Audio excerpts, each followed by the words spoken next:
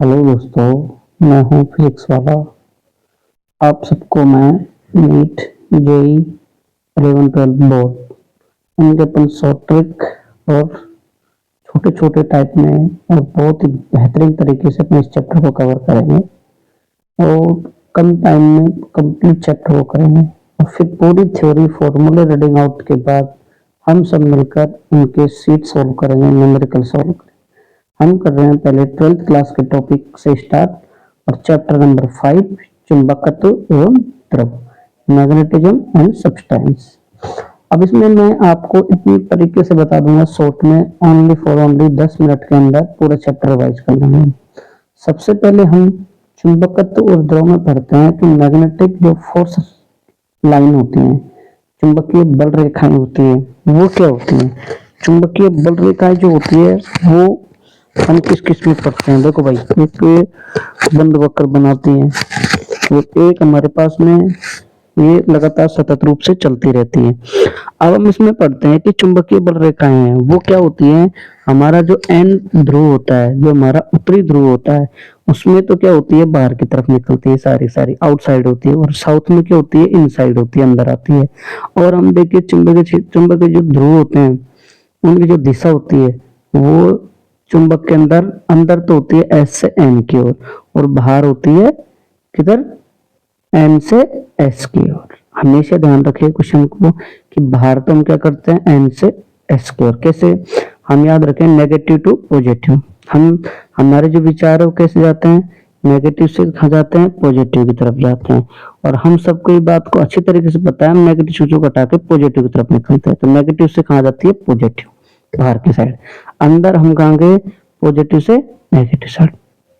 फिर हम देखते हैं दंड चुंबक कि दंड चुंबक या बार चुंबक क्या होता है, कि इसमें हमारे पास में दो समान और विपरीत प्रकृति के जो ध्रुव होते हैं वो हमारे पास क्या कहलाते हैं, दंड चुंबक कहलाते हैं। अब ये कई बार ये फिक्स डाटा होता है कि हमारी जो प्रभावकारी लंबाई होती है वो इन लंबाई के कितने गुना होती है, कितनी मल्टीपल होती है, तो 5/6 होती है। और हम हमेशा एक बात को इम्पोर्टेंट है, ये थर्ड पॉइंट, कि हमारे पास में चुंबक का जो एकल ध्रुव होता है इसका कोई अस्तित्व नहीं होता है। कि हमारे पास जो चुंबक होता है उसके एकल ध्रुव का कोई भी अस्तित्व नहीं होता है। फिर हम देखते हैं ध्रुव सामर्थ्य, कि हम देखते हैं ध्रुव सामर्थ्य, पोल पावर। हमारा जो, अब देखो इसको ऐसे याद रखो, नेगेटिव सिरा होता है, नेगेटिव यानी ऋणात्मक होता है, तो इसमें तो क्या आएगी, पॉजिटिव आएगी। और हमारे पास एस क्या होता है, हमारे पास कि हमारे पास एस क्या होता है भाई, हमारे पास कि हमारे पॉजिटिव सिरा, तो पॉजिटिव के लिए हम नेगेटिव हो जाएगी।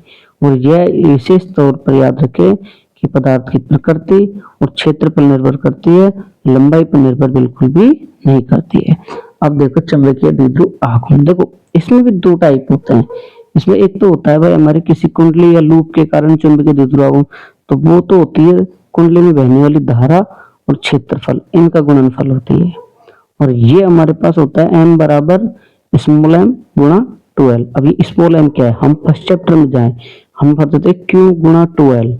वहां हम क्या करेंगे इसकी, कि हमारे पास कोई भी, हमारे पास जो एक आवेश है और उसके क्या है, उसकी लंबाई है। हम क्या पढ़ते थे, कोई भी एक आवेश का परिमाण और उसके जो बीच की जो दूरी है, किस दूरी पर रखा हुआ, उन दोनों का गुणनफल क्या कहलाता था, द्विध्रुव आघूर्ण। और ये भी हमारा क्या हो गया, चुंबक का हमारे पास ये हो गया एक एम और ये हो गया 12। ये क्या कहला रहा है, चुंबकीय द्विध्रुव आघूर्ण। ठीक है, इसकी दिशा क्या होती है, हमारे पास पॉजिटिव टू नेगेटिव होती है, ध्यान रखें। अब ये इंपोर्टेंट बन जाता है हमको पास। अब अगर आपको फर्स्ट चैप्टर याद है तो मैं आपको गारंटी देता हूँ आप 50% इस चैप्टर को कवर कर लोगे, ज्यादा ही कर लोगे। अब आता है हमारे पास दंड चुंबक के कारण चुंबकीय क्षेत्र है, कि अक्ष पर चुंबकीय क्षेत्र क्या होता है, कि mu naught upon 2mr upon r square minus x square का स्क्वायर। एल को हम क्या मानते हैं, कम मान लेते हैं, लेस मान लेते हैं, तो ये क्या आ जाएगा, बी बराबर म्यू नॉट अपॉन 4 पाई 2m अपॉन r क्यूब। वही आता है हमारे पास, क्या आता है कि के, और क्या आता है हमारे पास, बताओ देखिए भाई, बताओ क्या आता है, के यानी क्या होता है, 1/4 पाई एप्सिलॉन आ जाता है हमारे पास। और क्या आ जाता है हमारे पास में, के 2p अपॉन r क्यूब, ये आता है हमारे पास वहां पे। और निरक्ष पे क्या आ रहा है, mu naught upon 4 pi M upon R square plus L square, 3/2 mu naught upon 4 pi M upon R cube. हम क्या पढ़ते थे, के पी अपॉन आर क्यूब।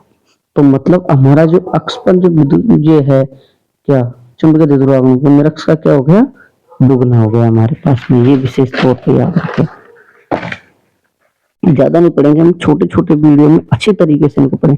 एक हमारे पास आ जाए कोई भी व्यापक फॉर्मूला आ जाए, किसका जो पूरा कंप्लीट व्यापक क्या होगा, तो mu naught upon 4 pi M upon R cube 3 cos square plus 1 हो जाता है। ठीक है, अब आता है ये इंपोर्टेंट, एक समान चुंबकीय क्षेत्र के एक दंड चुंबक का बलाघूर्ण। तो बलाघूर्ण क्या होता है, टो। तो बराबर लिखेंगे M B sine theta, vector form में लिखेंगे तो tau vector is equal to M vector multiply B vector. कार्य की बात करें, W बराबर M B bracket 1 minus cos theta, ये दोनों बहुत इंपॉर्टेंट फॉर्मूले हैं। स्थितिज ऊर्जा का minus M B cos theta. फिर हम इसके निकाल लेंगे स्थायी संतुलन की अवस्था, अस्थायी संतुलन की अवस्था। स्थायी के लिए तो 90 वो आ जाता है, सॉरी 0 डिग्री, अस्थायी के लिए 180 आ जाता है, शून्य ऊर्जा स्थिति के लिए क्या आ जाता है, 90 डिग्री आ जाता है। अब आ जाता है चुंबकीय क्षेत्र की तीव्रता। मैं कह रहा हूँ आपसे, मैं आपको 10 मिनट में बहुत अच्छी तरीके से इन फॉर्मूलों को रिवाइज करा दूंगा, आपका कोई क्वेश्चन गलत रॉन्ग नहीं होगा, बोर्ड के लिए भी आपको बहुत अच्छे से तैयार कर लो। अब इसको इंग्लिश में याद रखो, क्योंकि हिंदी वर्ड से हम कंफ्यूज हो जाते हैं।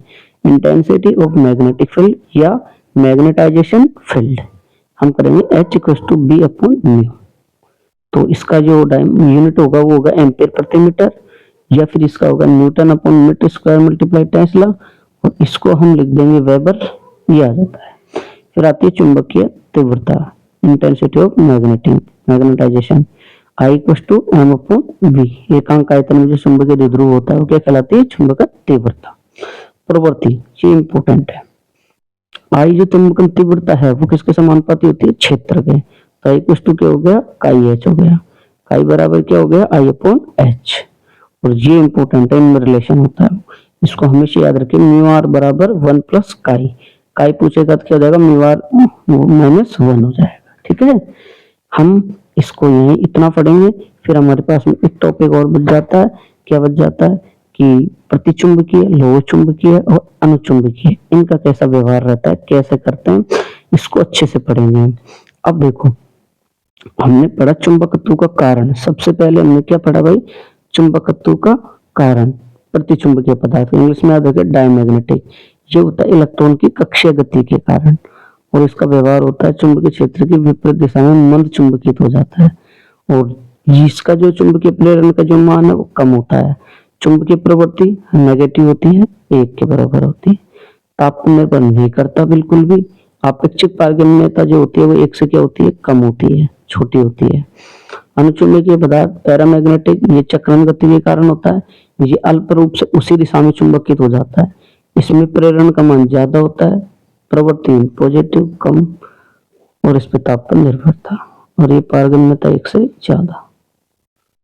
और लोह चुंबकीय पदार्थ ये डोमेन के कारण होता है, इसमें प्रबल रूप से चुंबकित हो जाते हैं, इसमें मान ज्यादा होता है, इसमें बहुत अधिक मान होता है किसका, प्रवृत्ति का। और इसमें चुंबकीय पारगम्यता बहुत ज्यादा होती है, 1 से ज्यादा हो जाए। ठीक है, आप सबको अगर ठीक लगे तो इसको अपने दोस्तों तक शेयर करें। और अब आपको इस चैप्टर के बाद आपको क्वेश्चन मिलेंगे पूरे, एक एक से लेके 60-70 क्वेश्चन करेंगे। Thank you.